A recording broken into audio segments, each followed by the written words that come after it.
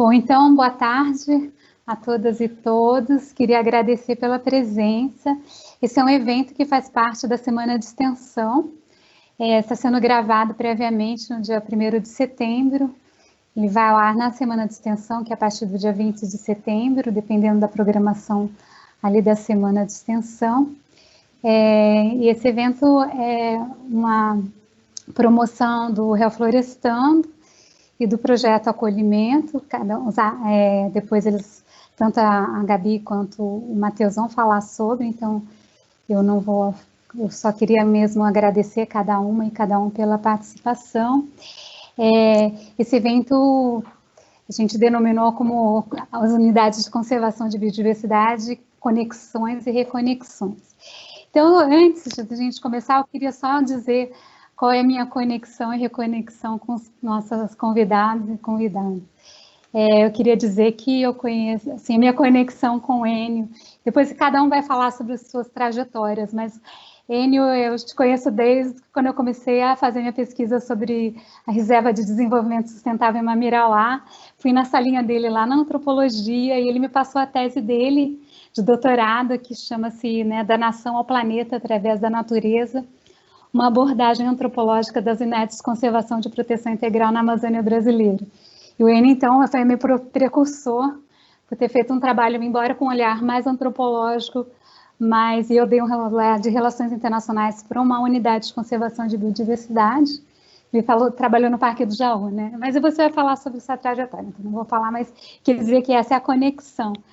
A Nurit, minha conexão, Nurit, é que eu sempre leio suas coisas, assim, desde quando eu estava fazendo doutorado, e eu acho que, então, eu li Seria Melhor Mandar Ladrilhar, né, na época do doutorado, e lembro também de um texto que você acho que escreveu para o jornal, em que você falou dos Masai Mara, e que e configurou muito a minha visão sobre sociobiodiversidade, né, porque dizia todo o papel dos Masai com a questão do fogo e tal, então foi muito importante. E o Marco, que é meu marido, que está ali na outra tela, eu conheci no Mamirauá, que é outra unidade de conservação de biodiversidade. Então, assim, estamos todos conectados pela biodiversidade aqui, né? Eu vou passar, então, a palavra agora para a Gabi, para falar do Reflorestando, e depois o Matheus. Aí, depois, pela ordem, acho que a gente podia ser sempre as mulheres primeiro, a Nurit, né? Poderia começar, depois o Enio, depois o Marco. Aí, cada um deles vai se apresentar, então, por isso é que eu não vou fazer aquelas introduções dos currículos e tudo mais, mas obrigada a todas e todos. Gabi? Boa tarde, gente. Eu queria agradecer em nome do projeto, né, e em meu nome. Me chamo Gabriela, faço parte do Reflorestando já tem 1 ano, e agradecer a Nurit, ao Marco e ao Enio por estarem aqui fazendo parte, né, desse evento, terem aceitado o nosso convite, a professora Cristina, por estar ajudando também, ter ajudado em toda a preparação, e apresentar um pouquinho do projeto. O Reflorestando é um projeto que iniciou no IREL pela necessidade que as alunas e os alunos viram de discutir o meio ambiente, questões socioambientais, dentro das relações internacionais e em outros cursos também. Então, o Reflorestando promove esses encontros de discussão de temáticas ambientais, e a gente tem um trabalho também com escolas de ensino fundamental, e agora na pandemia não está sendo possível, né? E estamos desenvolvendo um podcast ambiental nesse momento. Então, eu queria agradecer mais uma vez em nome do projeto e passar a palavra para o Matheus.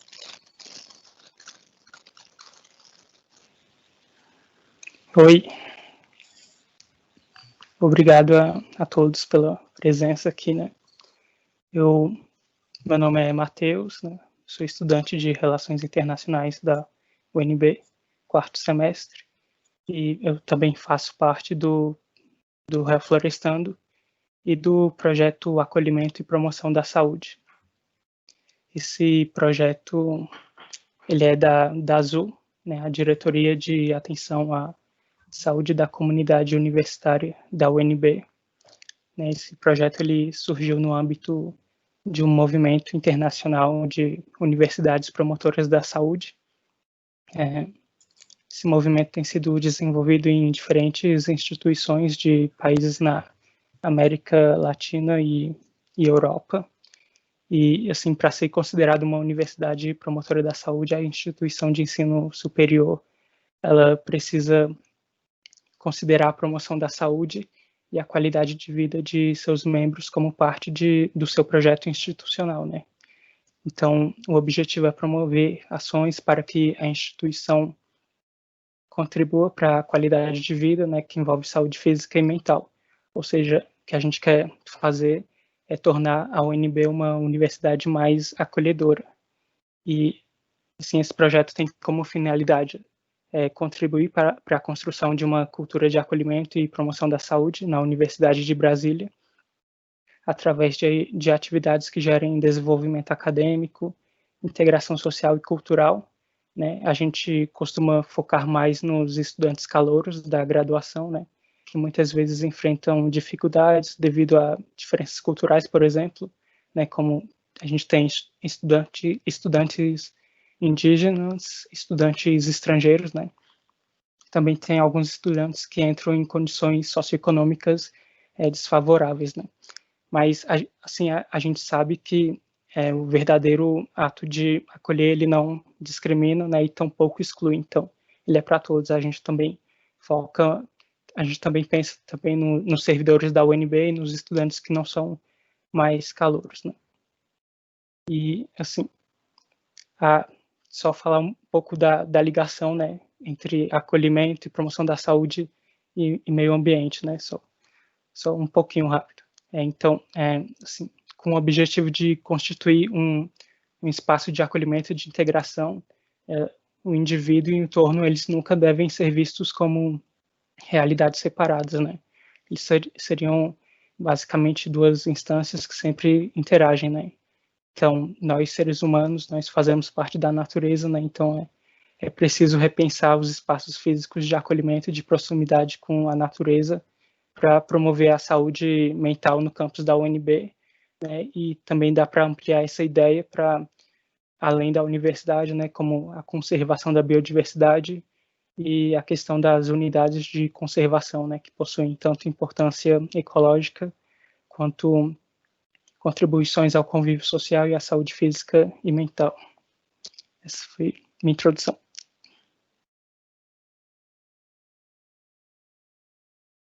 Obrigada, Matheus. Então, vamos passar agora a palavra para a Nurit, né, a nossa convidada.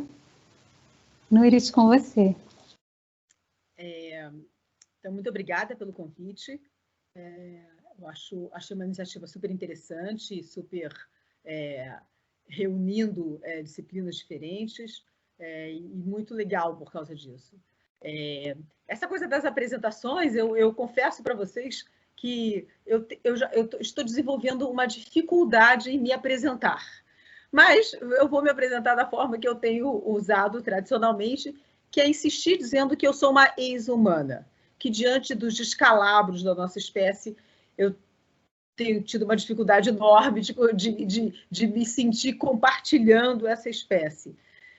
Por outro lado, alguns me dizem justo ao contrário, né?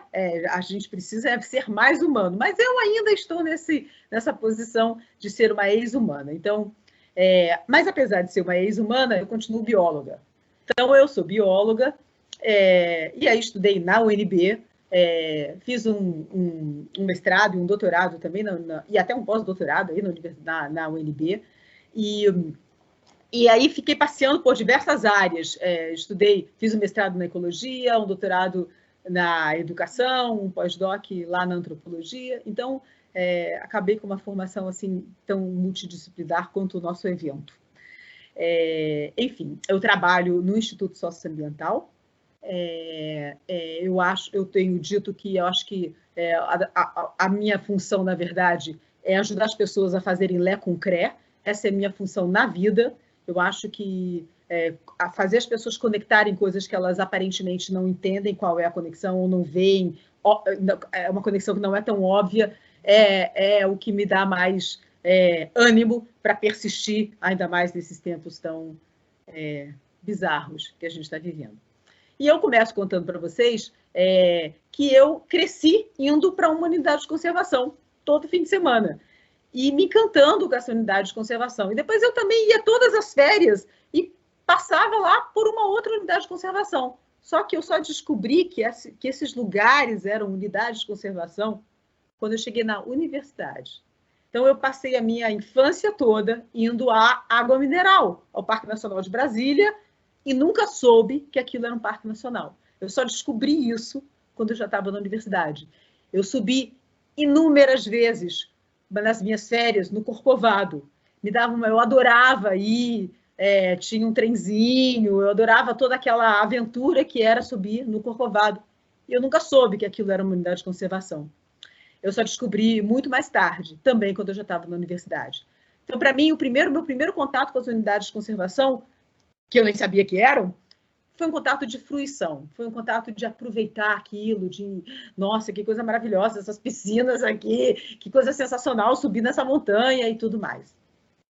Depois eu me dei conta que as unidades de conservação brasileiras, para além de conservar a biodiversidade, elas conservam as paisagens emblemáticas que dão forma à identidade nossa, do brasileiro. Você pensa, Corcovado está dentro do Parque Nacional da Tijuca, Foz do Iguaçu, o Pico da Neblina, que a gente estuda na escola, é o ponto mais alto do Brasil, está dentro de uma unidade de conservação, dentro do Parque Nacional, o Pantanal, o Fernando de Noronha, que desperta aquela vontade de todo mundo. Enfim, as unidades de conservação brasileiras, elas protegem um patrimônio que é nosso, com o povo, não só simbólico, porque tem a ver com essa identidade que a gente tem, essas paisagens que formam a nossa identidade, mas também tem um patrimônio imenso. A própria floresta amazônica, o patrimônio arqueológico lá do Piauí, paisagens inacreditáveis, como, sei lá, os lençóis maranhenses, aparados da serra. Então, a gente tem, de fato, essas unidades que preservam essas paisagens. Então, o meu segundo momento com as unidades de conservação, depois daquele momento inicial de fruição, sem saber que era unidade de conservação, é essa coisa da beleza, essa coisa das paisagens. E, finalmente, eu passei por um terceiro momento, que é aquele momento onde eu entendi que as unidades de conservação também protegem outros modos de vida. Né? A gente não tem só unidades de conservação, apesar de que tem muita gente que adoraria isso, que é unidades de conservação onde ninguém mora. Né? Tem modalidades onde ninguém mora, mas tem uma série de outras que acabaram sendo incorporadas debaixo de um guarda-chuva enorme, que a gente chama hoje de unidades de conservação, como reservas extrativistas, reservas de desenvolvimento sustentável, que, na verdade, ajudam a proteger outros modos de vida. Sejam beiradeiros, ribeirinhos, seringueiros, geraizeiros, apanhadoras de sempre-viva, mulheres marisqueiras, enfim, uma diversidade de modos de vida que eu também nem suspeitava que existia antes, também é protegido por essas unidades de conservação. E o que é interessante é que isso reflete as formas que a gente percebe e compreende a natureza. Então, você pode entender a natureza como eu estava vendo na minha época de fruição e mesmo no meu primeiro contato com as unidades de conservação, como uma foto, um lugar bacana, bonito, que a gente quer conservar. Só depois que eu comecei a perceber que, na verdade, a paisagem, ela não é uma foto, ela é um filme. Ela é um filme que está em mudança o tempo todo. Ela é consequência de um processo histórico, físico, cultural, se transforma o tempo todo e é uma interação entre os organismos vivos, inclusive as pessoas que estão ali.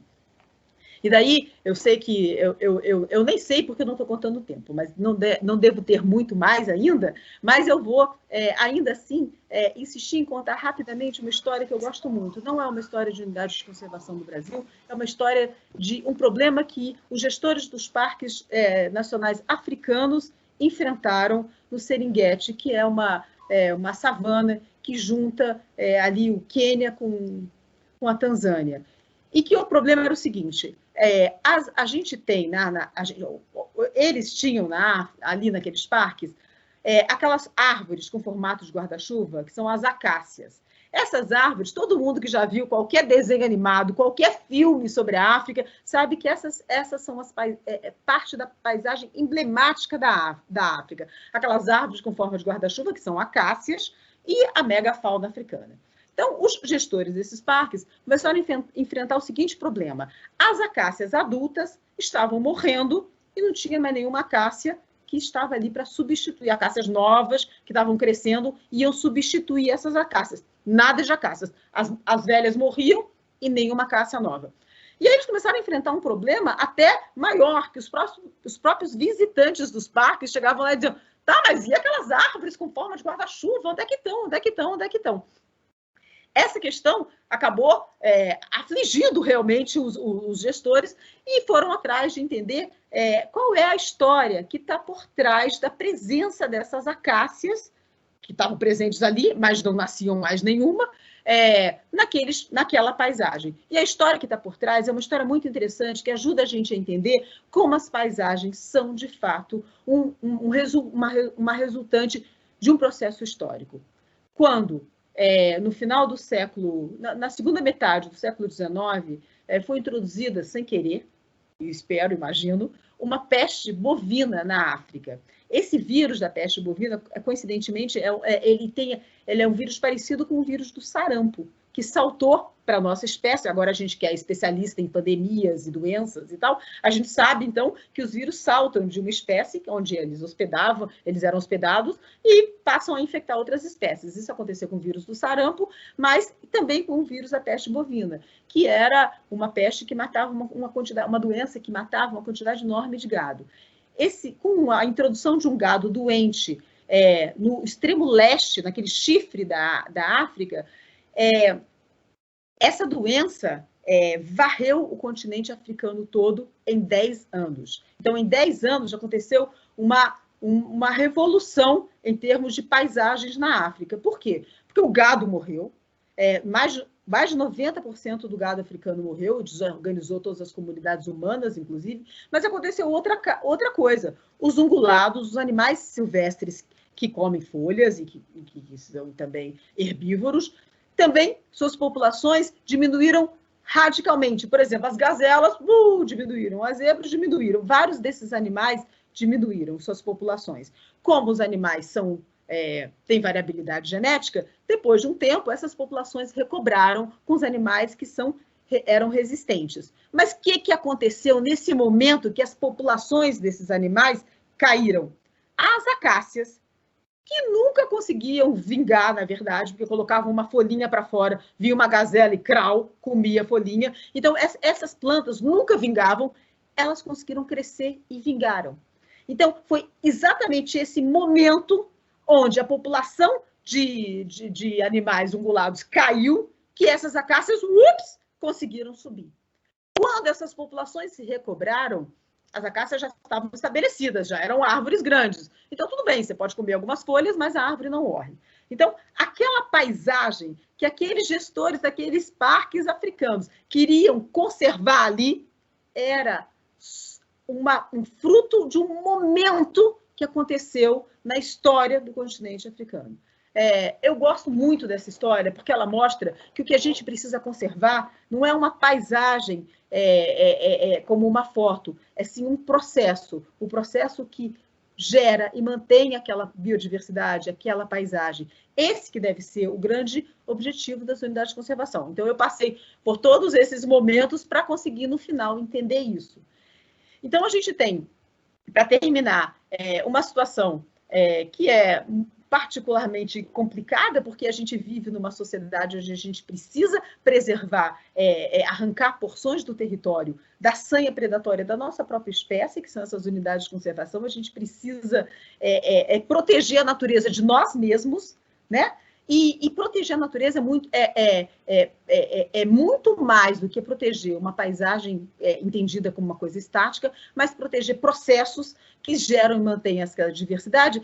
Isso quer dizer que não basta proteger essas unidades dos seus limites para dentro. Quer dizer, as unidades precisam ser protegidas não como ilhas dentro de um território, mas o território todo precisa ter alguma garantia de proteção da integridade dos seus processos biológicos, evolutivos, para conseguir que a gente consiga, por fim, proteger essas unidades de conservação. Mas o que é mais importante, e sim agora para finalizar, é que essas unidades de conservação, elas oferecem para a gente um vislumbre de outros mundos possíveis, seja com outras paisagens, mas seja também porque protegem outras formas de viver de outras comunidades humanas, mas também de outros seres vivos. Nesse momento da pandemia, onde a gente está atravessando momentos tão difíceis, imaginar outros mundos possíveis, imaginar que há outras formas possíveis de viver, para fora dessa que parece ser uma hegemonia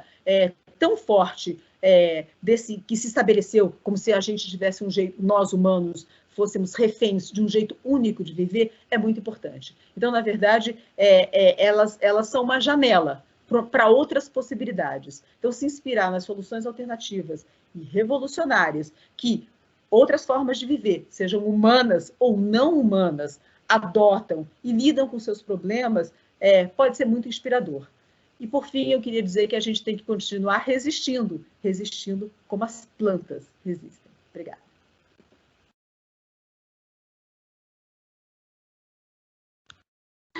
Obrigada, Nurit. Vamos, então, já direto para o N e depois Marco? Então, boa tarde. Queria começar, igual a Nurit começou também, agradecendo o convite, parabenizando vocês pelos projetos, né, tanto o Reflorestando quanto o projeto de acolhimento, né, e promoção da saúde, a criação da diretoria, né, de atenção à saúde universitária da DASU foi uma conquista importante, e eu acho que a realização dessa atividade, né, no contexto da semana universitária é bastante, enfim, relevante, né, em todo esse processo de acolhimento dos calouros e tal. Então, queria congratular vocês por essa iniciativa. E pensando do que eu ia falar aqui hoje, pode até parecer que rolou uma cola, né, entre eu e a Nurit, né? Ela até me escreveu ontem, né, me perguntando, e aí, você já pensou no que você vai falar amanhã? Eu disse para ela, não, vou dormir para ver se eu sonho. E eu acabei achando que para falar de conexões com unidade de conservação, talvez fosse interessante falar sobre alguns dos encontros, né, que a gente, no meu caso, eu tive, né, com as unidades de conservação, também ao longo da minha vida. E ao falar sobre isso, eu vou falar um pouco da minha trajetória acadêmica e me apresentar também.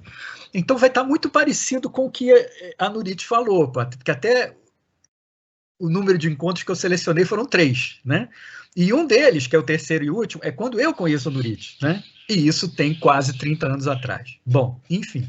Então, eu vou falar um pouco, né, sobre 3 encontros, 3 conexões minhas com as unidades de conservação, ao longo de um período de tempo, né, bastante amplo.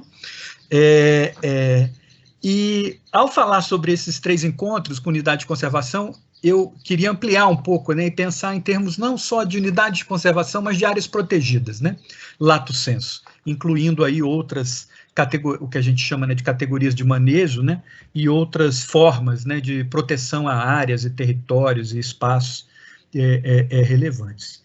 Então, o meu primeiro encontro com a unidade de conservação é muito parecido com a da Nurit, né? Enfim, meus anos de formação eu passei no Rio de Janeiro, e eu fiz ensino médio num colégio que era uma cooperativa de professores, que exatamente por ser uma cooperativa, a unidade física do colégio não era uma casa especialmente construída para ser colégio, era uma casa adaptada para ser colégio. Não tinha espaço de educação física, a gente tinha que fazer educação física num clube vizinho, que era o Confiança, que por sua vez ficava colado com a quadra da Escola de Samba do Salgueiro. E eu nunca fui um grande desportista, por isso que eu sou um cardiopata hoje, né? E aí eu faltava muito aula de educação física, eu achava aquilo um saco, e eu ia ver os ensaios de bateria, os ensaios de passista, né, as afinações de instrumento, que ficava na quadra coberta do Confiança, lá na Silva Teles, onde já funcionava os ensaios do Salgueiro. Eu estou contando isso por quê? Porque, como eu faltava muita aula, todo bimestre, ou era trimestre ou quadrimestre, eu já não lembro, mas pelo menos 3 vezes por ano, o colégio armava uma excursão ao Pico do Papagaio e ao Pico da Tijuca, no Parque Nacional da Tijuca, como forma da gente, então, quem está com problema de falta, né, em educação física tinha que participar obrigatoriamente dessas excursões para não reprovar em educação física. E eu, propositalmente faltava, porque eu não tinha a menor paciência para educação física, mas eu adorava as excursões ao Pico do Papagaio e ao Pico da Tijuca. E aí eu fui várias vezes. Sei lá, bota aí 2 vezes ao ano durante 3 anos, né, que foi o período do ensino médio. Eu pelo menos fui umas 6, 7 ou 8 vezes em excursões do colégio com o professor de educação física, subi o Pico do Papagaio e o Pico da Tijuca, e sempre era um barato, a gente tomava banho na Cachoeira do Preto Velho, lá dentro, né, era um barato. E embora a gente já soubesse, ao contrário da Nurite, que aquilo era sim um parque, né? Era o Parque da Tijuca, né, a gente chamava do Alto da Boa Vista, né, Floresta da Tijuca, e que aquela floresta era uma floresta construída pela mão humana. Isso também todo mundo sabe, né, porque logo que você entra, né, no parque, tem lá a história, né, enfim, de como aquela área foi toda revegetada, né, recomposta, né, por 2 gerações de administradores, no tempo do Segundo Império, enfim. Essa é uma história com a qual os cariocas são muito rapidamente socializados, e principalmente aqueles que frequentam aquele espaço. Então, meu primeiro grande encontro foi esse encontro também, como o da Nurite, de fruição, né? De visitar periodicamente, né, a Floresta da Tijuca, por sua vez, e o Alto da Boa Vista, né, as estradas que cruzam, né, o Alto, era caminho cotidiano para ir para a praia, né? Então era um parque que fazia parte da nossa vida cotidiana, ou pelo menos da vida cotidiana de uma parcela da juventude do Rio de Janeiro, de classe média, né? Que se apropriava daqueles espaços. Então, a Nurite falou, né, que ela ia visitar o Corcovado, né? Do Pico do Papagaio e do Pico da Tijuca, a gente vê o Corcovado de cima. É maravilhoso, é um negócio assim espetacular. E teria 1000 histórias para contar que eu não vou ter tempo, né, de desenvolver aqui. Então esse foi meu primeiro encontro, né, um encontro que eu mesmo considero formativo, das coisas que depois vieram me preocupar acadêmica e intelectualmente. Aí vem o segundo encontro, que não é com unidade de conservação propriamente dita, né, é com a área protegida, que é com uma terra indígena, né? Pouco depois dessas minhas experiências juvenis, eu estou falando aí finalzinho dos anos 70 e início dos anos 80, eu vou estudar ciências sociais, e no meu último ano de graduação, em 86, já estagiando num projeto de pesquisa no Museu Nacional, que aí vem uma parte, né, da minha apresentação. Eu sou cientista social de formação e antropólogo, né, fiz o mestrado no Museu Nacional, e fui trabalhar com um povo indígena na zona metropolitana de Fortaleza, né, que estava atravessando um processo, digamos assim, de se reconstituir como um grupo étnico, como um povo indígena, e ao mesmo tempo encampando uma luta por reconquista territorial, por uma terra indígena, que por sua vez se sobrepunha a uma área de proteção ambiental, que é a área de proteção ambiental da Barra do Rio Ceará, que é um rio que é a fronteira entre Fortaleza e Caucaia, né, municípios da zona da grande Fortaleza, né, da zona metropolitana de Fortaleza, né? E nesse processo, eu já vinha, né, estagiando nesse projeto de estudo sobre terras indígenas, né, que monitorava os procedimentos jurídicos administrativos de demarcação de terras indígenas no Brasil de forma autônoma, independente, no momento em que isso sequer existia no governo, né, na FUNAI. Foi a primeira iniciativa, e foi uma iniciativa interinstitucional, vinculando, né, um projeto de pesquisa num programa de pós-graduação e uma organização não governamental, na verdade, um programa de uma organização não governamental sediada em São Paulo, que era o Programa Povos Indígenas do Centro Ecumênico de Documentação e Informação, que, por sua vez, deu origem ao ISA, onde hoje a Nurite trabalha, junto com a minha mulher. Então, para você ver as conexões, né? Olha só que piração. Bom, enfim, então eu fui trabalhar lá e escrevi não só uma dissertação sobre aquele povo, especificamente, mas também sobre os seus processos de conquista territorial.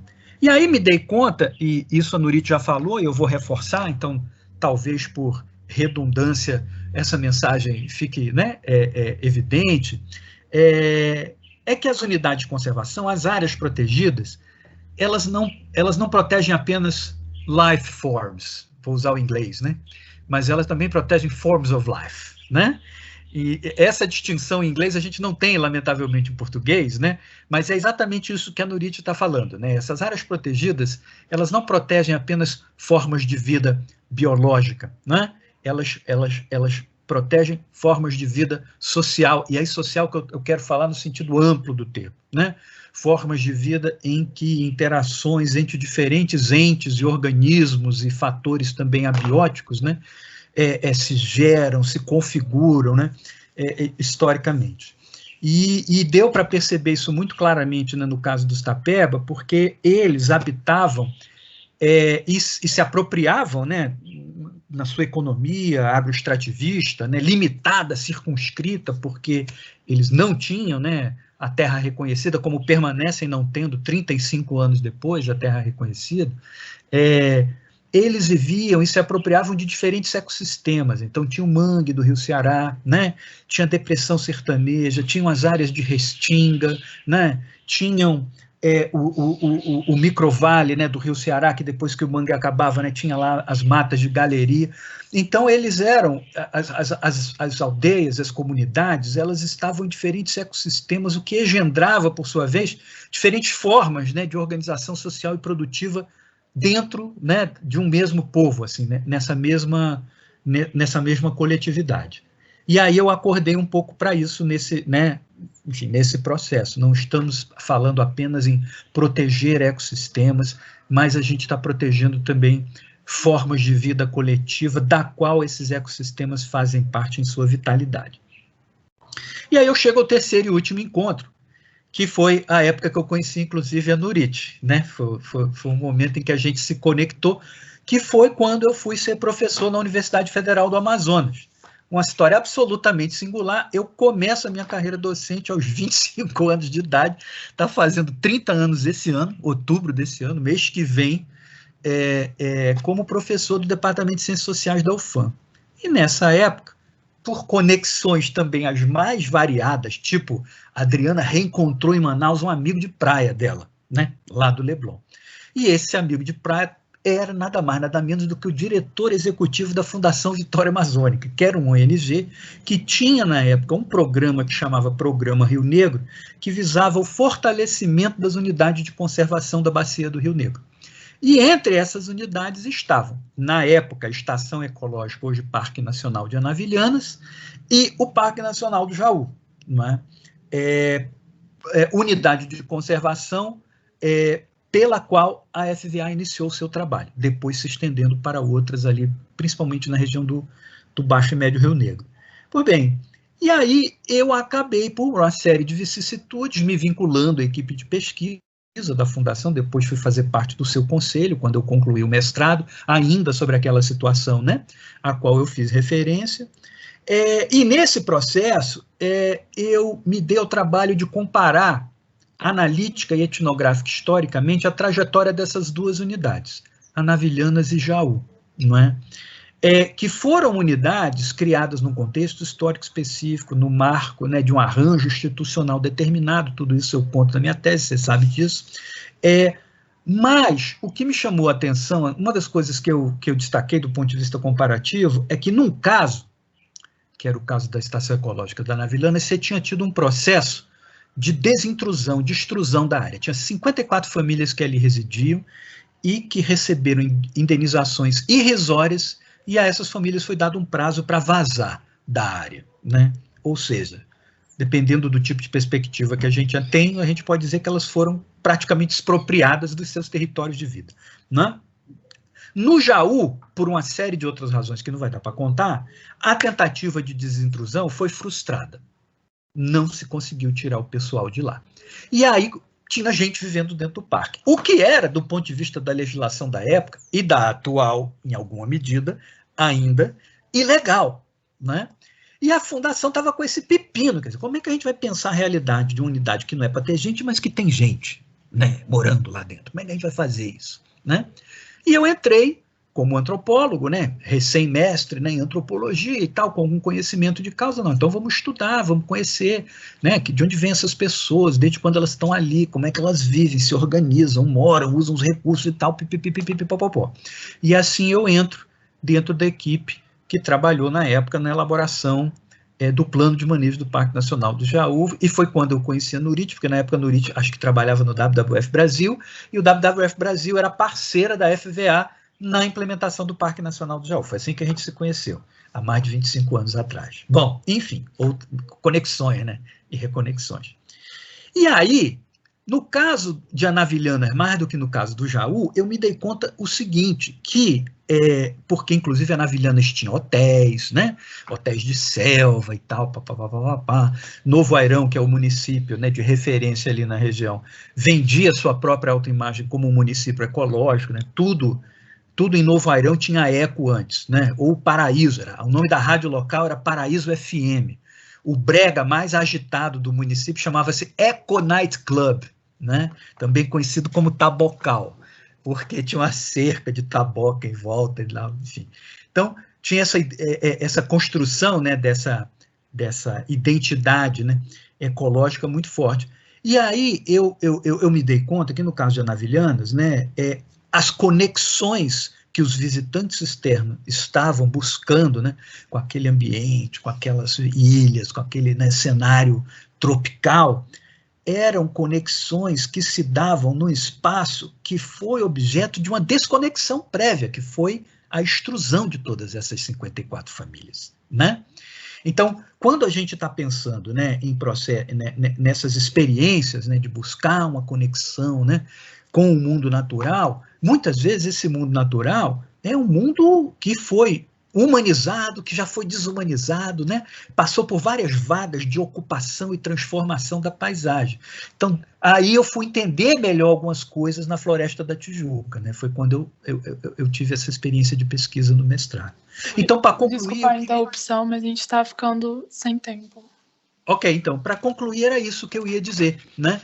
Que isso me permitiu iluminar aquela minha experiência lá da minha adolescência, da minha juventude, né? Em que muitas vezes as experiências de conexão que a gente está buscando, a gente precisa olhar para esses espaços como espaços que têm uma história atrás de si. E que a gente constrói conexões maiores com esses espaços se a gente tem a oportunidade de conhecer essas histórias. Era isso.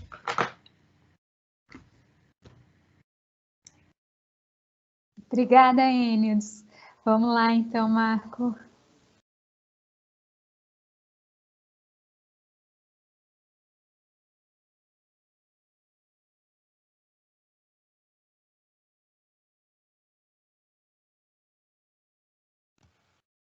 Seu microfone está desligado. Boa tarde a todas e a todos. Para mim é um prazer enorme estar aqui nesse evento. Agradeço muito a Cristina. E é uma alegria muito grande estar nessa conversa com o Enio e com o Nurit. Conheci vocês dois no Seminário de Áreas Protegidas e Inclusão Social de Florianópolis, 2017. E, inclusive, a Nurit autografou o livro A Diversidade Cabe na Unidade, ela, Ana Paula Prats. Eu sou Marco Bueno, sou biólogo, analista ambiental do Ministério do Meio Ambiente. Eu trabalho na unidade de coordenação do programa Áreas Protegidas da Amazônia, programa ARPA, que é o maior programa de conservação de florestas tropicais do mundo, que acabou de completar 18 anos agora, já atingiu a sua maioridade, e tem ainda mais pelo menos 20 anos aí de caminhada. Eu quero pedir a permissão de vocês, vou compartilhar aqui, eu preparei alguns slides, e espero, eu vou até desligar a minha câmera para não puxar muita internet. Eu vou compartilhar, vocês estão conseguindo já ver o PowerPoint? Sim. Ótimo. Bom, eu já faz mais de 20 anos que trabalho com áreas protegidas, e tudo começou em 1999, quando eu estava cansado de morar em São Paulo, aquela poluição toda, violência, me deu uma louca, peguei um mochilão e fui para a Amazônia. E tive o privilégio de trabalhar na Reserva de Desenvolvimento Sustentável Mamirauá, onde eu fui trabalhar com turismo de base comunitária, que é essa foto que vocês veem aí à esquerda em cima, a nossa pousada, o Acari. Então, eu fui ser gerente de um hotel de selva, sem nenhuma experiência em turismo. E essa minha experiência no Mamirauá foi muito transformadora, porque eu tinha uma formação acadêmica, biólogo, mas quando eu cheguei na Amazônia, eu descobri que eu não sabia nada. E trabalhar com a população local, as comunidades ribeirinhas, para mim, foi uma escola de vida maravilhosa. Depois, eu fiquei praticamente 1 ano e meio lá, mas para mim é como se eu tivesse ficado mais de uma década, porque todo dia era muito intenso, toda a experiência que eu tive. E quando eu saí de lá, eu disse para os meus amigos ribeirinhos que eles eram os meus mestres. Então, eu meio que me reinventei como biólogo. Eu passei a me interessar muito pela dimensão humana da conservação da biodiversidade, ou seja, a conexão dos modos de vida locais com a conservação da biodiversidade. Aí eu passei a me autodenominar um biólogo social ou um sociobiólogo. E a partir daí, eu comecei a fui trabalhar com outros grupos humanos também, né, em outras localidades. Depois tive a chance de trabalhar com a tribo Caiapó, no sul do Pará. Depois trabalhei com proprietários rurais em Minas e Espírito Santo.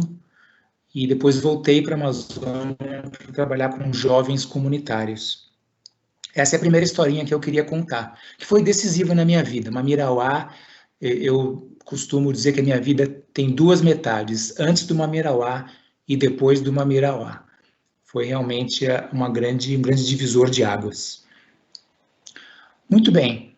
Depois de muitos anos depois, eu fui fazer um mestrado no Colorado, né? Fui eu e minha família em 2016, um mestrado muito interessante chamado Liderança em Conservação. E nesse curso eu visitei vários parques nacionais. Aí eu descobri um outro elemento importante de conexão da sociedade com a natureza, que é o voluntariado em parques nacionais. O Serviço Nacional de Parques Americanos tem um programa muito forte de voluntariado. São dezenas de milhares de pessoas que se voluntariam e conseguem trabalhar nos parques. Eu diria que são mais de 100 mil voluntários, isso que permite ao Serviço Nacional de Parques realmente fazer a gestão, porque se ele tivesse que contratar esse número de pessoas, seria inviável. Mas o americano é apaixonado pelos parques nacionais, esse trabalho de envolvimento da sociedade começou lá atrás, né, com Theodore Roosevelt, e é um programa que me impressionou muito. Eu estive num parque e eu vi numa trilha um senhor de 90 anos de idade fazendo um trabalho de limpeza da trilha. Ele estava de luva, com um chapéu, e junto dele tinha uma série de jovens de 17, 18 anos. Achei bem interessante aquela situação. Como se não bastasse, os americanos, o Serviço Nacional de Parques realiza uma série de outras atividades com os voluntários, como ciência cidadã. O próprio voluntário, depois de um tempo trabalhando, consegue um passe livre para visitar os parques, dá possibilidade que os voluntários façam trabalhos artísticos lá dentro, por exemplo, com fotografia de natureza. E um outro programa também interessante que faz essa conexão é um programa que na época era chamado Every Kid in a Park, toda criança num parque, e hoje o nome é Every Kid Outdoors, toda criança na natureza. Ele dá para a criança que está no 4º ano do ensino fundamental um passe livre naquele ano para visitar todos os parques americanos. Isso, se eu não me engano, se estende à família da criança. Então, é uma forma interessante de trazer a sociedade para dentro dos parques nacionais.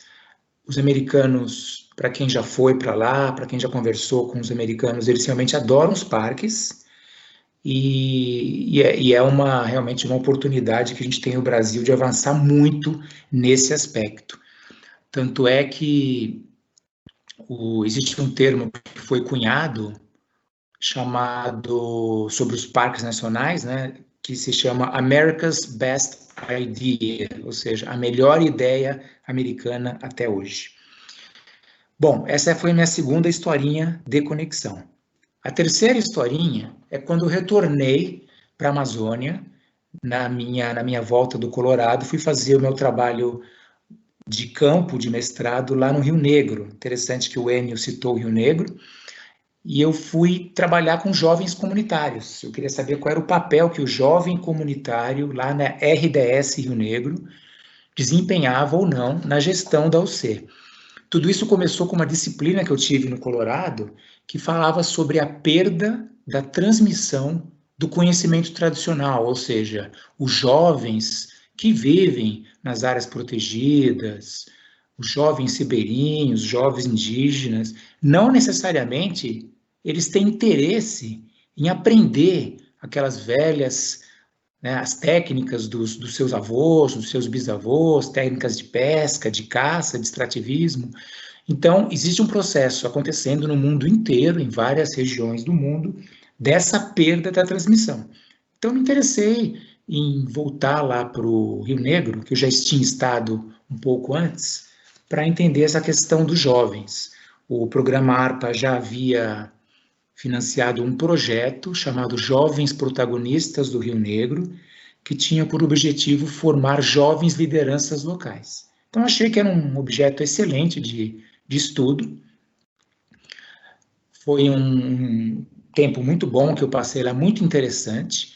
E o próprio plano de gestão da RDS Rio Negro, depois eu fui descobrir isso, tem como visão de futuro envolver a juventude local na gestão e no desenvolvimento desenvolvimento sustentável da reserva. E o interessante de observar é que, diferentemente da maioria das UCs, a RDS Rio Negro tem no seu conselho deliberativo 3 assentos permanentes para jovens. Então, isso foi uma conquista da comunidade local, e, inclusive, um desses jovens hoje é o presidente da Associação de Moradores Locais. Então, lá tem um quadro muito interessante dessa conexão da juventude com a natureza, mas tem muitos desafios ainda a enfrentar, especialmente porque a reserva é bem próxima de Manaus, né, em termos amazônicos, e muitos jovens simplesmente chegam na idade de faculdade, eles vão embora da reserva, não voltam mais. Então, existe um trabalho aí bem importante a ser feito com essa juventude. E a minha última historinha que eu vou contar, na verdade, eu tenho que pegar uma máquina do tempo e voltar na minha infância. Porque quando eu tinha 7 anos de idade, o meu pai comprou um sítio num município do interior de São Paulo chamado Atibaia, que é um município muito com muito fragmento ainda de Mata Atlântica, dá para ver aí pela foto, à esquerda dá para ver a Pedra Grande. E a partir dos 7 anos até os 22 anos, ou seja, foram 14 anos, eu fui para o sítio todo final de semana.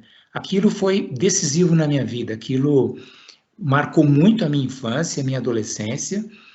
Aquilo começou a me conectar com a natureza, meus pais nem sabiam disso. E aí ganhei uma bicicleta, um par de binóculos, saía para observar as aves. E não era só a natureza durante o dia, à noite também o céu era super estrelado. Meu irmão tinha uma luneta, a gente observava a lua, as luas de Júpiter, anéis de Saturno. Então, isso foi fundamental para me conectar à natureza. Depois de muitos anos, isso acabou me levando a fazer biologia. Agora, o mais importante, depois eu me dei conta que aquela experiência em Atibaia formou o meu caráter. Todos os traços que eu tenho de personalidade, como eu penso hoje o mundo, minha visão de mundo, foi por causa daquela experiência.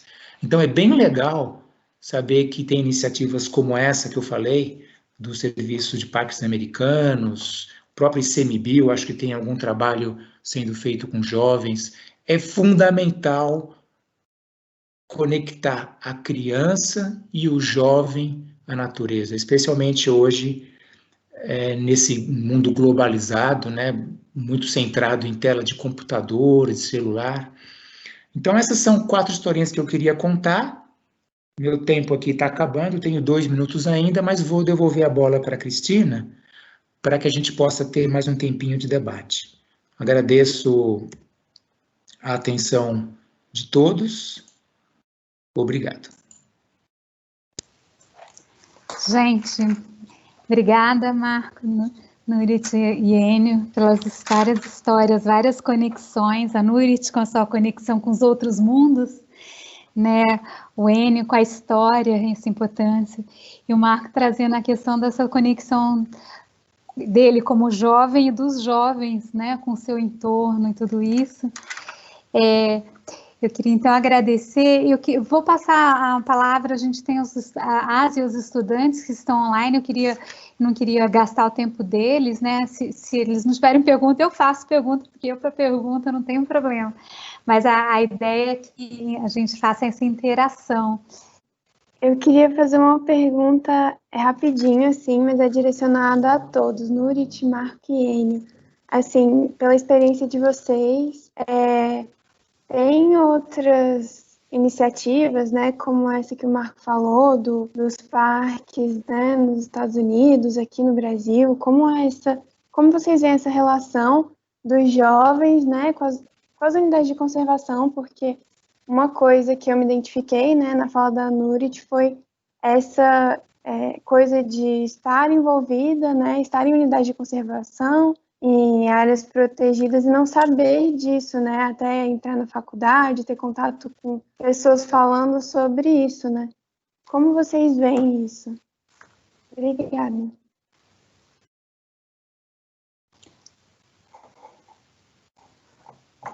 Tem uma pergunta aqui da Samai, eu vou ler, não sei se ela quer abrir o microfone. Samai, você quer falar ou você quer que eu leia a sua pergunta? Depois tem uma TR, tem gente com a mãozinha levantada aqui. Pode abrir o microfone, esse TR que eu não sei nem, para falar bem a verdade. Ah, Thaís, é agora que eu vi. Então eu vou ler a pergunta da Samai e depois a Thaís abre o microfone. Samai, Marco, ao seu ver, quais são as possíveis iniciativas que a sociedade civil e os governos locais podem tomar para o problema do desengajamento da juventude nessas comunidades? Essa pergunta é para o Marco. Marco, se você quiser olhar também, está aparecendo no chat, talvez seja até meio, assim, qualquer coisa se você não conseguiu pegar. Thaís, pode perguntar, eu vi que você está aqui com a mão levantada aqui. Né? Boa tarde, gente, tudo bem? Vocês estão me ouvindo bem? Eu queria fazer uma pergunta assim, aberta, e aí quem quiser responder, assim, eu vou distribuir, mas tentando juntar um pouco as 3 experiências. Recentemente eu tive contato com algumas informações a respeito do mosaico da Jureia Itatins, né, em São Paulo. E algo que me chamou muita atenção são as 2 narrativas conflitantes sobre a situação de comunidades tradicionais que habitam aquele território há muito tempo, e tem a narrativa, então, da comunidade que está lá, e a contranarrativa que diz que não, que eles estão invadindo aquelas áreas, alegando algum vínculo histórico, mas que, na verdade, isso não existiria.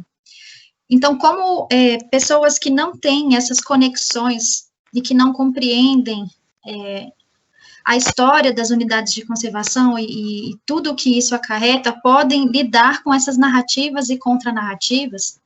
E aí a motivação da minha pergunta é mais como uma estratégia da gente poder fazer comunicação sobre o tema. E aí o caso ali da Jureia como um exemplo prático, né? Então, a gente tem notícias e histórias e contra-notícias e contra-histórias, e a gente fica navegando, então, numa informação que a gente não sabe, às vezes, como filtrar. É essa a minha pergunta. Obrigada. Obrigada, Thaís. Gente, quem mais tem perguntas? Júlia? Não sei, é porque eu vi aqui, apareceu na minha tela. Mais alguma pergunta? Para essa a gente já parte para respostas. Então, enquanto isso, alguém mais, só para ver se tem mais alguma aluna ou aluno, algum estudante com pergunta, eu tenho uma para vocês três, assim, né? Eu queria pensar um pouco também como vocês, qual é a reflexão que vocês podem dar para a gente, como as unidades de conservação, os parques, essas áreas todas como acolhimento, né? Pensando que essa iniciativa nossa aqui da extensão também tem a ver com o projeto acolhimento, de saúde.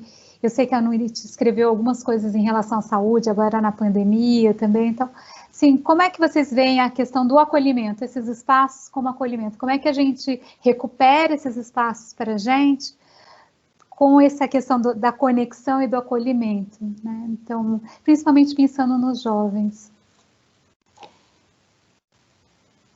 Acho que, Júlia, você acha que a gente já pode passar para a rodada de respostas? Eu acho que sim, tá tranquilo. Tá. Então, a gente passa e depois, enquanto isso, se o pessoal tiver mais perguntas.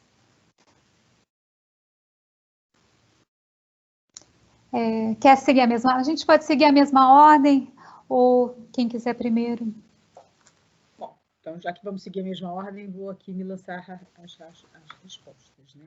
A Gabi perguntou sobre a relação dos jovens com as unidades de conservação. Na verdade, eu acho que a gente, historicamente, a gente falha em comunicar o que são essas unidades de conservação, que importância elas têm. Então, eu acho que eu contei para vocês essa história da minha relação com o Parque Nacional de Brasília, que é um parque que eu fui um tempão e nunca sabia que era parque, mas isso continua acontecendo todos os dias. Tá bom, está escrito lá agora na entrada, quando na minha época não estava, né? Parque Nacional de Brasília. Mas você está entrando numa unidade de conservação, o cara olha para aquele negócio e fica dizendo: ah, tá, né? Mas isso aí é o quê? Ah, beleza, vamos para a piscina. Tá ótimo. Então, eu acho que a gente falha em fazer essa comunicação, e eu acho que isso também acaba com que a gente não consiga o engajamento. Por exemplo, o Marcos falou do engajamento que os americanos têm com seus parques, né? O orgulho que eles têm dos seus parques. Eu acho que a gente poderia ter isso também. A gente não tem porque a gente comunica mal. E também, mas o grande lance é que o que a gente deveria fazer, na minha opinião, não era só tentar nos conectar a essas paisagens que são tão emblemáticas, blá, blá, blá, constituidoras da nossa identidade também, mas é entender essa dimensão que o Enio colocou muito bem, sobre que formas de estar no mundo que essas unidades protegem também. E isso quer dizer o seguinte, que aí é nesse momento que a gente pode juntar até a pergunta que a Cristina fez com a que a Gabi fez, porque, na verdade, eu acho que o grande acolhimento que essas unidades podem oferecer para a sociedade brasileira é mostrar que essa história que a gente vive não é uma história única, não é um caminho só. Esse aqui é uma multitude de possibilidades. E a gente vai se sentir muito mais confortável neste mundo, sabendo que tem outras possibilidades. Viver esses dias tão radicais, tão difíceis, achando que esse é o único caminho que a gente pode trilhar, é muito duro. Então, eu acho que, quando eu digo que a gente precisa se inspirar na natureza de uma maneira super ampla, não só nos modos de vida de outros povos e de outras comunidades diferentes das nossas, mas como os organismos todos estão na natureza, entender o tempo de uma forma diferente, a nossa presença nesse planeta de outro jeito, eu acho que isso é um caminho possível para você sentir algum conforto maior aqui, agora, nesse momento. Aí a Thaís falou sobre a Jureia. A questão da Jureia é super impressionante, até acabei escrevendo sobre isso na semana passada, e até veiculei um vídeo que tem vários depoimentos de vários caiçara que falam sobre essa narrativa, né? Então, é claro que a gente tem, sim, essas duas narrativas, os caiçara dizendo, e com bastante comprovação histórica, de que eles estão ali há muito tempo, existe um registro de presença histórica de comunidades humanas, índios e caiçaras, há mais de 3.000 anos naquela região. Fora isso, essas pessoas que estão ali conseguem comprovar a presença de suas famílias há 8, 10 gerações. Mas eu acho que o importante, quer dizer, esse é o caso específico da Jureia, enquanto a Fundação Florestal tem outra narrativa, mas eu acho que a Thaís estava interessada em que a gente falasse um pouco sobre as narrativas conflitantes. Primeiro é o seguinte, a gente não pode esquecer e não pode deixar de falar e dar nome completo ao que acontece. O que acontece é racismo, o que acontece é preconceito, né?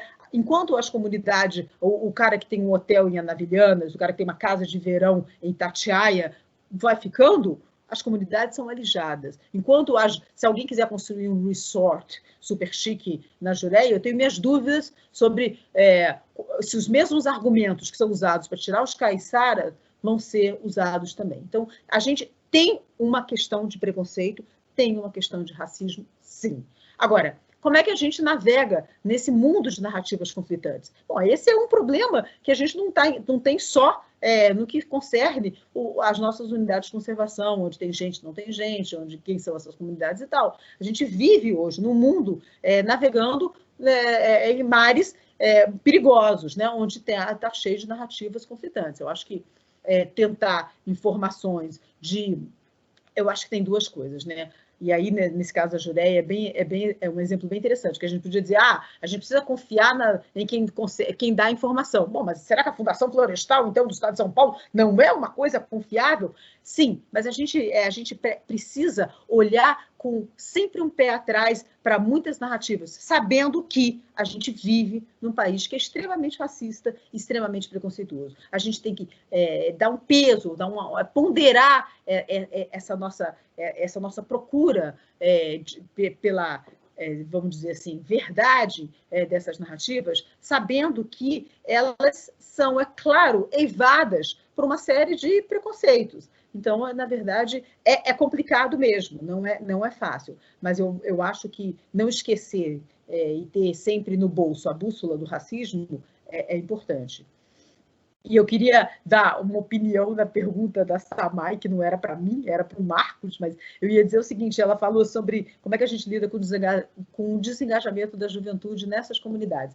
Eu acho que a gente tem que entender que esses jovens, eles podem fazer tantas coisas se lhes forem oferecidas oportunidades. Então, quando a gente vê essas pessoas chegando nas universidades, quando você imagina quanto pode ser, quanto esses mundos podem convergir, não um mundo, o nosso, se sobrepor e subalternizar ao mundo das comunidades, mas há uma possibilidade de convergência. A gente pode dar passos um ao encontro do outro. É muito difícil, né? Porque o nosso mundo é um mundo colonial, cujo projeto colonial continua querendo subalternizar todos os outros. Mas, enfim, eu acho que quando eu olho para os jovens que chegam nas universidades, das comunidades, dos povos indígenas, eu entendo que, se eles conseguirem transformar a universidade, a gente está dando um primeiro passo para o encontro desses mundos.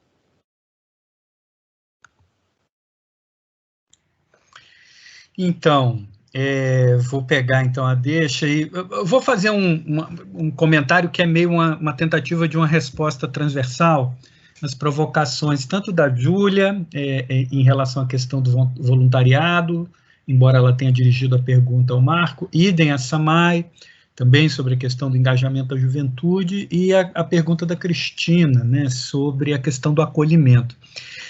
E o Marco estudou nos Estados Unidos, então não sei se ele necessariamente vai concordar com o que eu vou dizer, mas uma das coisas que mais me chamou a atenção, logo no início, quando eu estava começando a estudar isso, lendo e tal, é uma diferença que eu acho que tem a questão da comunicação, que a Nurit fala, mas eu acho que tem uma outra questão que é de uma densidade cultural assim que a gente vai precisar de gerações para resolver, né? E não percebo a gente dando grandes movimentos nessa direção, que é o seguinte. Eu me lembro uma vez, a primeira vez que eu cheguei no Parque Nacional do Jaú, isso foi em outubro de 1993, olha quanto tempo faz, né? Tem 27 anos. Eu estava no convés do Apeaçu, do lado da Regina Oliveira, pesquisadora do Museu Paraense Emílio Gueldi, hoje, Nurit conhece, amiga querida, e eu vinha do lado dela, né, assim, jovem, né, novinho, sabe, sem saber de nada e tal, e o barco ia atracar no flutuante que fica na beira do rio. E tinha uma placa grande, assim, escrito, né, no flutuante, Parque Nacional do Jaú, Governo Federal, Propriedade da União, Governo Federal, entrada permitida apenas com autorização. Então, essa era a mensagem que o visitante recebia. Pois bem, na época, a internet era uma coisa ainda muito, né, primária, mas já tinha Netscape Navigator, e aí eu fui atrás, né, eu estava naquela de pesquisar, bom, eu entro na página do National Park Service, né, o Serviço de Parques Nacionais Norte-Americanos. E, na época, eles já tinham desenvolvido uma área do site, era de visita virtual aos parques.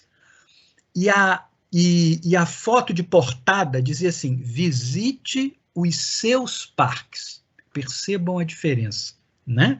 Propriedade da União, entrada só com autorização, ok? E visite os seus parques. Eu me lembrei dessa história porque a Nurit lembrou, né, que hoje você vai no Parque Nacional de Brasília, né, na água mineral, e tem lá, né? Você está entrando numa unidade de conservação. Pois bem, quando eu chego para morar em Brasília em 94, evidentemente, que a primeira coisa que eu fiz depois que eu arrumei um Fusca para mim foi ao parque. Eu, Adriana e Aninha, que era um neném de colo na época. E tinha essa placa, só que essa placa dizia o seguinte, você está entrando em uma unidade de conservação do IBAMA, entendeu? Não é a sua unidade de conservação, não é? Seja bem-vindo, né? Aproveite, essa unidade é sua, isso é um bem público. Não, marca-se o quê? A dominialidade estatal e não a destinação pública do bem.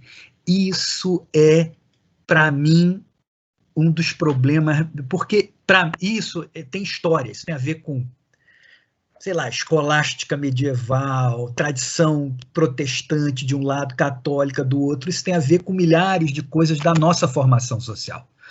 A gente tende a confundir, né, destinação pública do bem com dominialidade estatal. E durante muito tempo, e ainda é muito forte essa cultura institucional, entendeu? De que a unidade não é do visitante, da pessoa que vive ela. Então você não tem nenhuma mensagem, Cristina, de acolhimento. Ao contrário, você tem uma mensagem dizendo isso aqui, não, isso aqui é do Estado, isso aqui é um bem público, mas quem manda nisso aqui sou eu, o gestor. Não tem acolhimento possível num ambiente desse, né? Minha percepção. E isso repercute nas propostas de voluntariado. Quer dizer, por que o voluntariado num país como o nosso não é desenvolvido? Por razões de ordem de formação social e cultural, claramente. Né? Então, o fato de você ter isso muito bem institucionalizado, formalizado e colocado de um modo claro, né, nos Estados Unidos, é porque é um país de cultura individualista, liberal, protestante, e não patrimonial, entendeu? Relacional, católica como o nosso. Estou dizendo que aquilo é melhor e o nosso é ruim, é isso que eu estou dizendo. São distinções culturais profundas, densas, né, muito enraizadas historicamente. Então, para o senhorzinho lá entrar no parque e fazer lá a limpeza da trilha, problema nenhum, faz parte de uma coisa na qual ele foi socializado desde pequeno.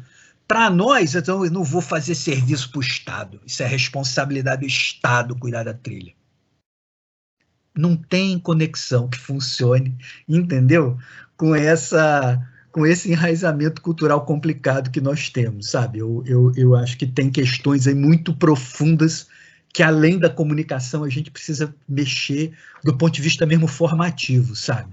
Para a gente galgar um outro patamar, né? Só para concluir, né, pode parecer meio anedótico que eu vou falar, mas é um pouco isso, né? Então, por exemplo, Você vai para a gringa, né? Você entra num carro de um gringo, né? Que tem família, filho pequeno, o carro é imundo. Por quê? Porque o cara não joga lixo pela janela, entendeu? Ele vai limpar o carro quando ele chegar em casa, né? Então, essa ideia de que o bem público, né? Eu vou jogar porque o Estado vai cuidar de limpar para mim, né? Em certo tipo, né, de vertente cultural, isso não existe. Então, acho que uma das grandes dificuldades nossa, que é geral e que se expressa no caso das unidades de conservação, tem a ver com essa nossa formação cultural, que obstaculiza a você viver, experimentar e fruir o bem público como um bem público que é de todos e pelo qual todos têm responsabilidade. Entendeu? Aí não, eu acho que aí não tem acolhimento, aí tem o problema do voluntariado que não deslancha, etc, etc, etc.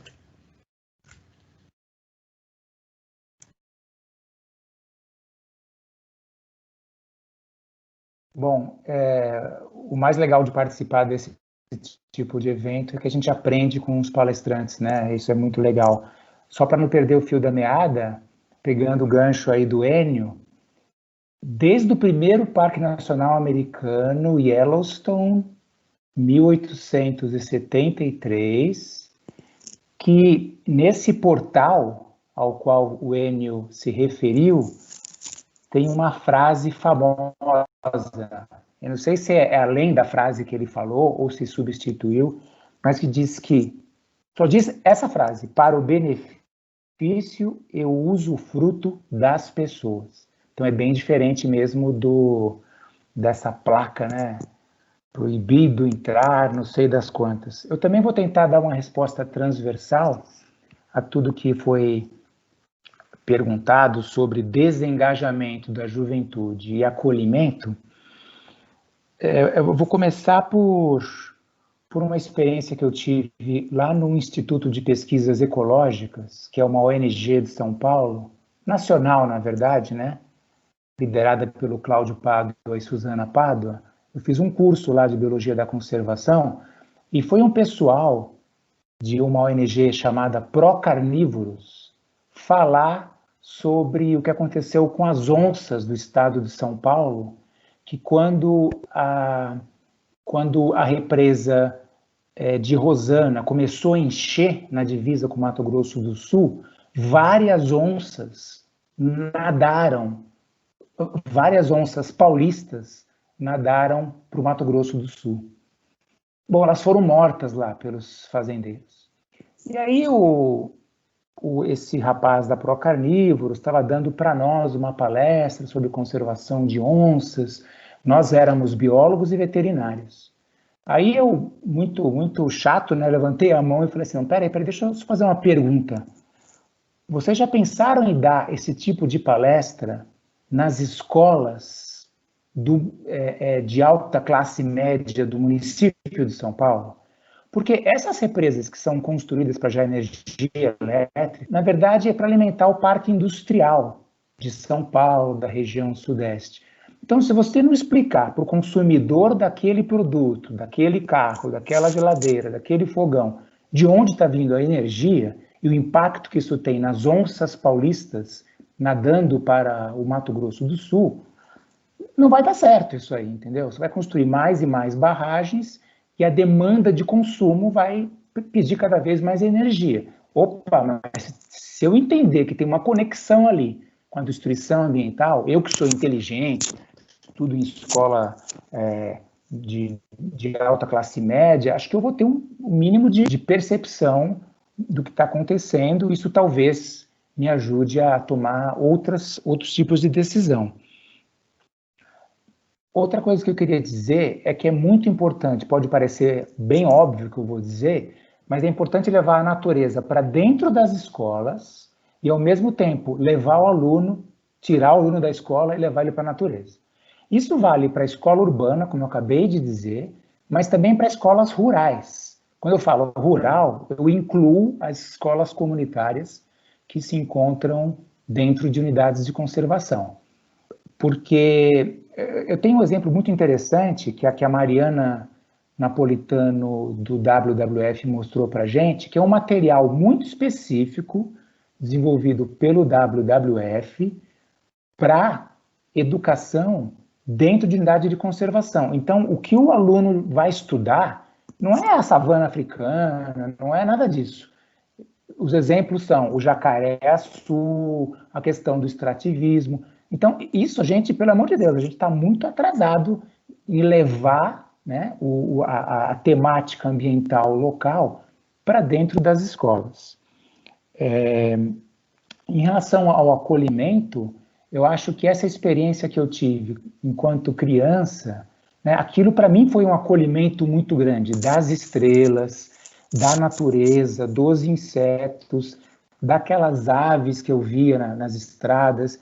Então, eu acho que é muito importante esse trabalho de imersão de crianças e jovens, levando eles para ter experiências transformadoras na natureza, acampando, viajando, mochilando, né? A própria Cristina tem levado alunos da UNB lá para a Amazônia, lá para os Calunga, e os trabalhos que esses rapazes e essas meninas produzem são muito impressionantes. Você percebe que aquele curso, aqueles poucos dias de aula na natureza, foi transformador, não só para a cabeça, mas especialmente para o espírito dessas pessoas. Devolvo a bola aí, câmbio. Obrigada, Mar. Obrigada, Eni Nunes. Gente, mais perguntas? Gabi, Matheus, Samai, Natália. Não sei se tem. Deixa eu ver se tem alguma coisa no chat.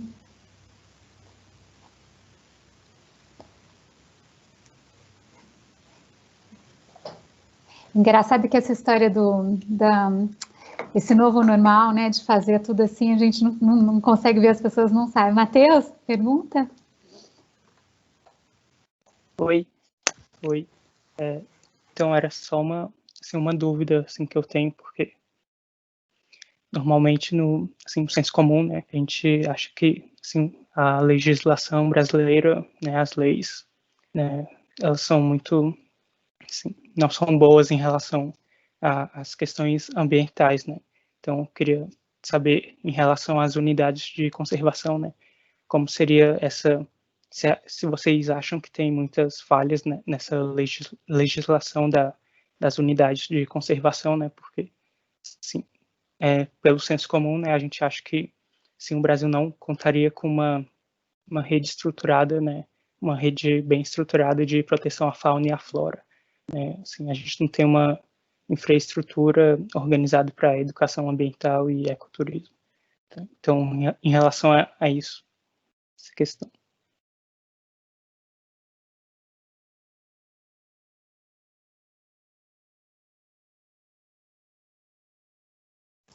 Mais perguntas, gente? Sabe, eu não me acostumo com esse novo normal, assim, quando a gente tem uma sala, você vê as pessoas, é mais fácil. Eu não estou vendo ninguém, eu estou vendo vocês três na tela e várias bolinhas, assim, não sei se as bolinhas tem gente atrás, não tem, se tem pergunta ou não tem pergunta. Gente, ou tem a mãozinha do Teams. Vocês querem perguntar mais alguma coisa? A gente já passa por uma nova rodada.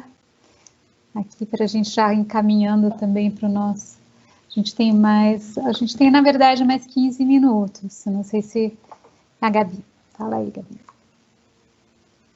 Eu queria, na verdade, assim, fazer um pedido de uma reflexão, né?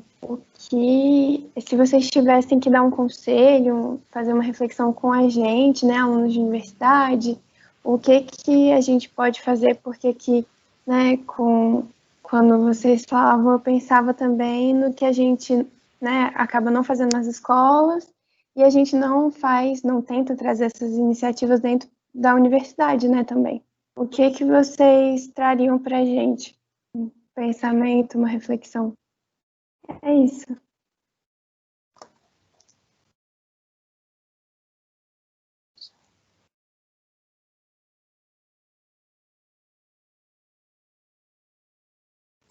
Eu acho então, gente, vou passar então a palavra de novo. Quer inverter a ordem? Aí a Nurit fecha, as mulheres, né? A gente abre e fecha as coisas.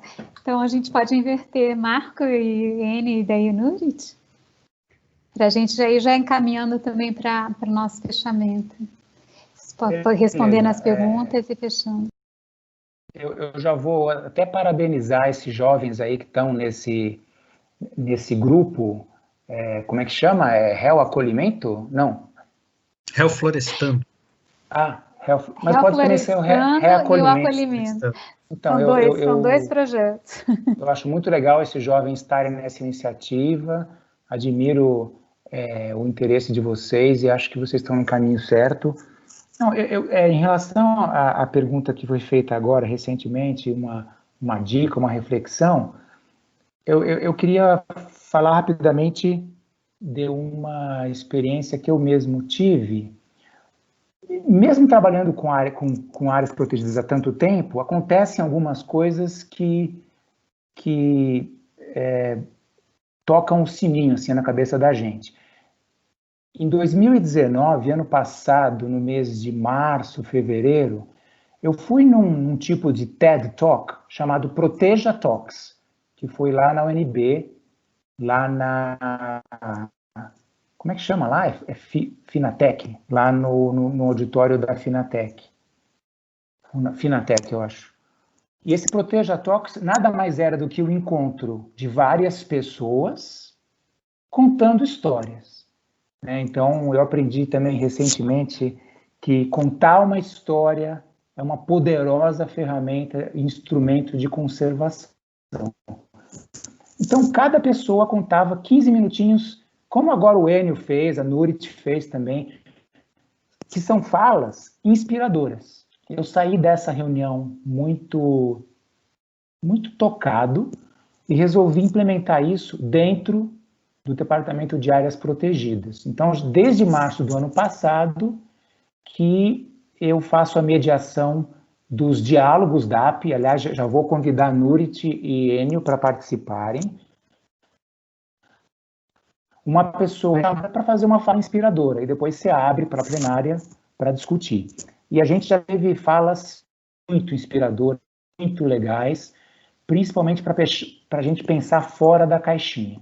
Então, a minha dica para vocês, alunos da UNB, alunos da Cristina, é fazerem um tipo de evento que é mais ou menos o que vocês estão fazendo agora, né? Promover debates, promover troca de ideias, pensar fora da caixinha. Isso é uma coisa simples de fazer, mas muito transformadora. E para finalizar, em relação ao que o Matheus perguntou, todos nós sabemos que a legislação do Sistema Nacional de Unidades de Conservação, ela é bem moderna, né? O problema não está na legislação propriamente dita. O problema, eu acho que está nos gestores públicos e, principalmente, no fato de que o modelo de unidade de conservação, ou os modelos, as categorias que nós temos no Brasil, elas demandam um esforço de sociedade civil e governo casado que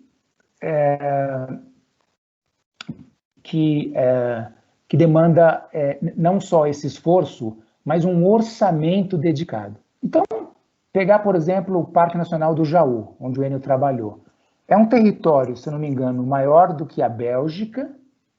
Então, você não consegue fazer gestão, não tem como fazer gestão, porque eu descobri, depois de 10 anos no programa ARPA, que o principal insumo da gestão de UCs não é pessoal, não é voadeira, não é veículo, é combustível. Então, você não tem como fazer a gestão simplesmente com orçamento público ou da forma como o orçamento público é destinado. Então, aí tem que ter um esforço de sociedade civil, ONGs, terceiro setor, esses mecanismos todos de pagamentos por serviços ambientais, enfim. Então, você precisa aí de um esforço que está além da legislação. A legislação em si, eu acho que ela é muito boa, pelo menos a que rege o SNUC. Bom, devolvo a bola e já agradeço a atenção. Câmbio. Ok, bom, Então, considerações finais e também tentando fazer as considerações finais em resposta à provocação da Júlia, é isso? Gabriela. Gabriela, desculpe. E a pergunta do Matheus também. Isso, a pergunta do Matheus também. Bom, Matheus, o problema nosso não é necessariamente um problema de legislação. Nós temos boa legislação ambiental, indigenista, né?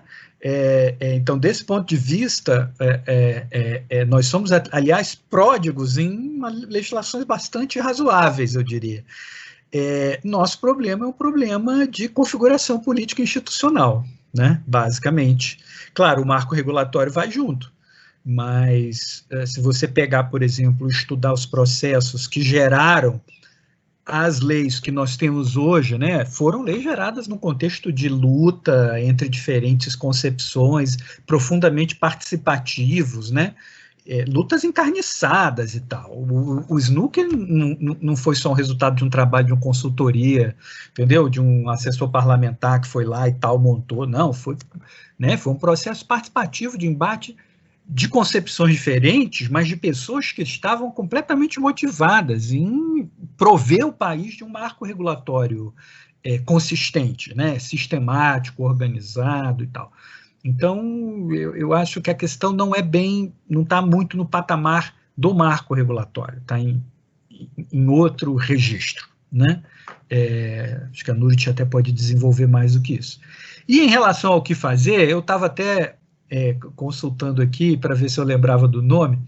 Tem um livrinho que eu li há muito tempo e até corri aqui, porque eu falei, não, vou tentar achar na internet, de um historiador ambiental chamado William Cronon, que chama Uncommon Ground, né? A tradução seria terreno ou solo incomum. Mas, enfim, a introdução dele a esse texto é muito interessante porque ele diz que o título é bastante ilustrativo, chama-se O Problema com a Ideia de Wilderness, né? Com a ideia de área silvestre, né? De área selvagem, né? De área prístina, né? E ele chama, a Nurit trouxe aí, exatamente, Uncommon Ground, né? Então, e o subtítulo do artigo chama-se Getting Back to the Wrong Nature, né? Voltando para a natureza errada. E o argumento do Cronon é muito bom, porque ele diz o seguinte, olha, tudo bem você investir, tentar proteger áreas, né, que têm características específicas e tal, mas por que você não começa no quintal da sua casa, né? Por que você não começa fazendo coisas pequenas, né, na sua vizinhança? E ele fala isso do ponto de vista físico mesmo, né? Então, o que fazer? Olha, eu tive fora da universidade por 10 anos. Quando eu cheguei na UNB, não tinha nem PAT nem PJC, né? O campus terminava ali na faculdade de Direito. Dali, né, para o final da Asa Norte, era um cerrado lindo. Todo esse cerrado foi... Toda a expansão da UNB, tanto para o lado norte, né, quanto para o lado sul, foi feita sem que, tenha se pedido nenhuma autorização de desmate, de retirada de cobertura florestal. Os prédios foram concebidos para não reutilizar água, sem painel solar, entendeu? Quer dizer, como é que a gente estuda na universidade que a infraestrutura física da universidade não é ela mesma uma infraestrutura renovável, né, que aponte para a direção da sustentabilidade, que ainda está ancorada, entendeu, no modelo de uso dos recursos perversos. Então, o que fazer? Vamos olhar para a UNB, vamos transformar a UNB numa coisa completamente diferente do que ela é hoje, né? Há um tempo atrás, não sei hoje, porque eu há muito tempo deixei de frequentar a BCE, mas tinha uma época que eu estudava na BCE, e a BCE foi construída em cima de uma mina d'água, né? Que quando chove, eles têm uma bomba que funciona ali, não sei se vocês já viram isso, ali embaixo onde tem a cantina da BCE, no subsolo, na época da chuva, funcionava uma bomba que quando chovia, como ali o lençol subsuperficial é alto, para a umidade não abalar a estrutura, tem uma bomba que pegava água dali e jogava direto no Lago Paranoá, por uma calha que tinha ali. Foi uma solução que eles arrumaram, entendeu? Então, quando a gente olha para a nossa casa, e a gente entende a UNB, né, como parte da nossa casa, a nossa casa está muito desorganizada. Então, se a gente tem que fazer alguma coisa, em vez da gente lutar pela legislação, por isso, por aquilo, Vamos olhar para como a nossa universidade está crescendo fisicamente, de que modo ela está crescendo, que tipo de tecnologia ela está usando, como é que ela está se comportando em relação aos espaços florestados remanescentes do campus antigo, entendeu? Então, o que fazer para mim é isso. É a gente organizar todos esses grupos da universidade que tem a ver com temática ambiental, vocês, aquele grupo lá da biologia, que é a filha da Cátia Torres e do João de Deus, né? Esqueci o nome dele, que trabalha com fogo também, lá no ICMBio. A filha deles é lá da biologia, tem um grupo lá da biologia, o outro grupo da agronomia, que toca essas agendas, entendeu? Esses grupos têm que se reunir e têm que pensar uma UNB antenada com essas questões, porque senão a gente vai continuar correndo atrás, vai ficar igual o cachorro correndo atrás do rabo, né? Não vai chegar a lugar nenhum. Se eu tivesse que dar uma mensagem, seria essa.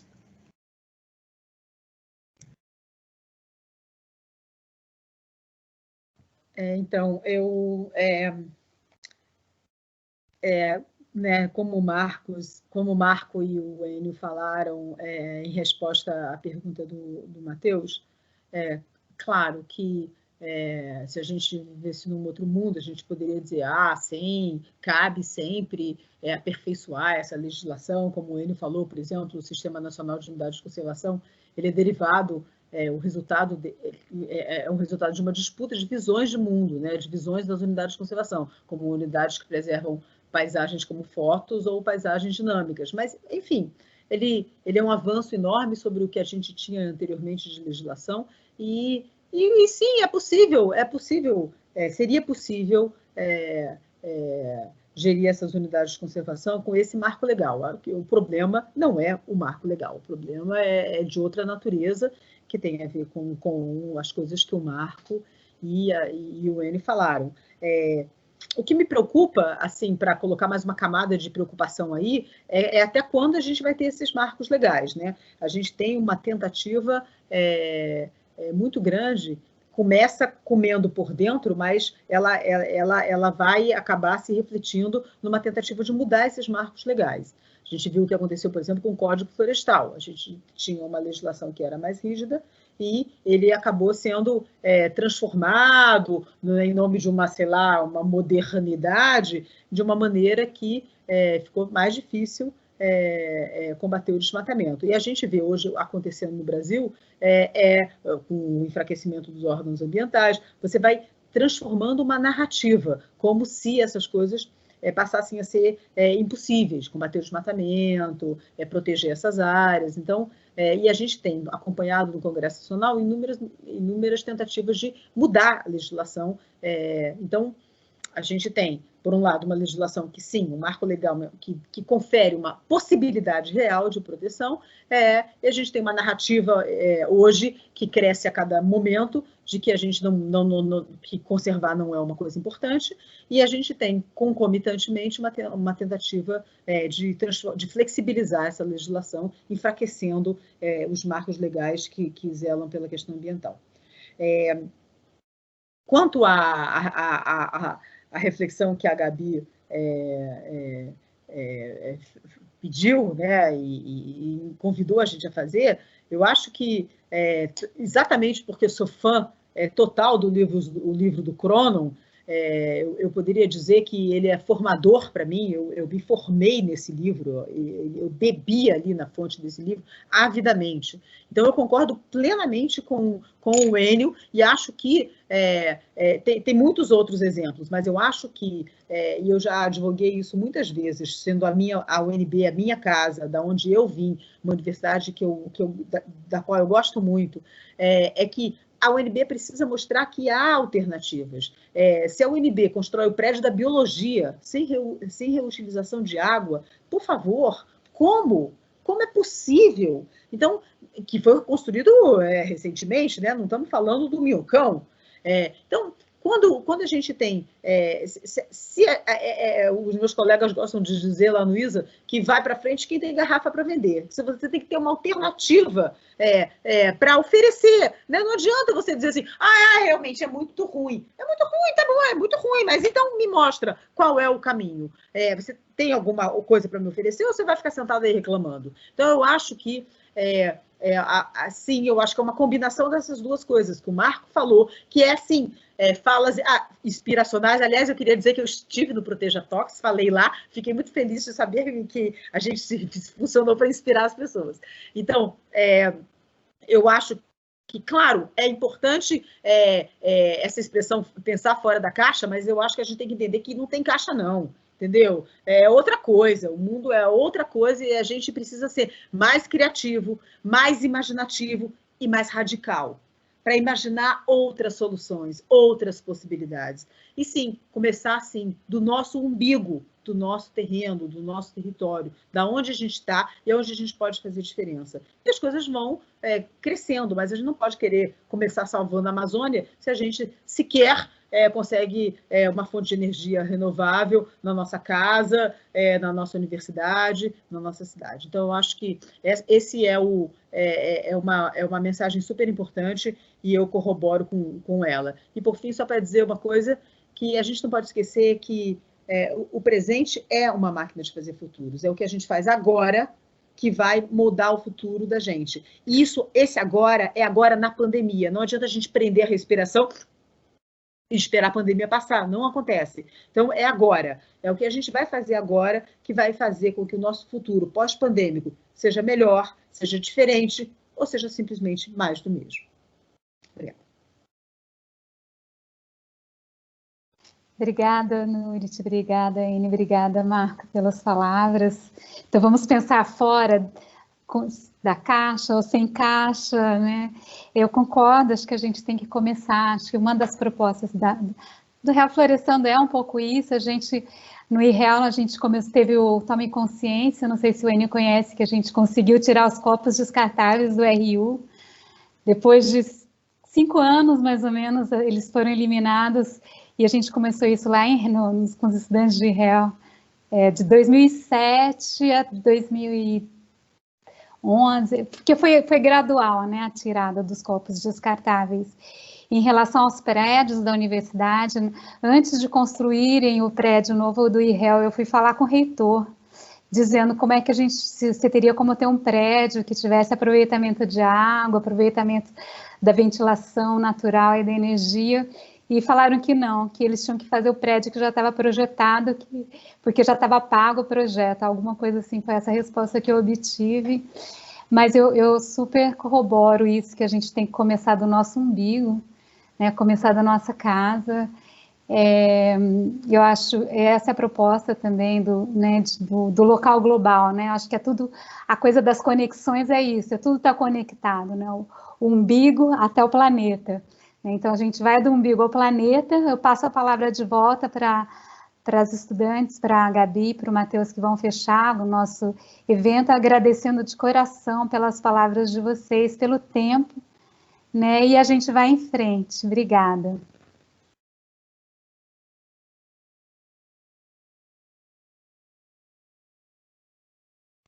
Então, queria agradecer, né, a presença de todo mundo e só falar rapidamente, né, sobre o projeto Acolhimento, né, que a gente tem um Instagram, né, que a gente coloca algumas coisas, né, as nossas atividades. Aí eu vou falar o nome, se alguém se interessar. Coeduca UNB, né? Eu vou soletrar COEDUCAUNB, então, para quem tiver interesse. Eu sigo o Coeduca, Matheus. Tá certo.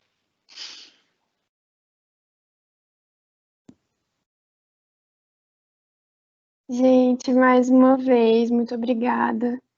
Queria só reforçar que foi muito legal a participação de vocês. Obrigada por terem aceitado o convite. E também a gente vai tentar ir pensando, né, nessas soluções dentro da universidade, o que a gente pode fazer enquanto projeto, enquanto alunos, né? Então é isso. Obrigada. E até a próxima. Tchau, obrigado. Obrigada, pessoal. gente. Obrigado pela oportunidade. Obrigada Tchau, a todos. obrigado. Tchau, Boa Enio. tarde Tchau, a todos. Tchau, foi Tchau. ótimo. Boa tarde. Boa tarde. Obrigada. Tchau. Tchau.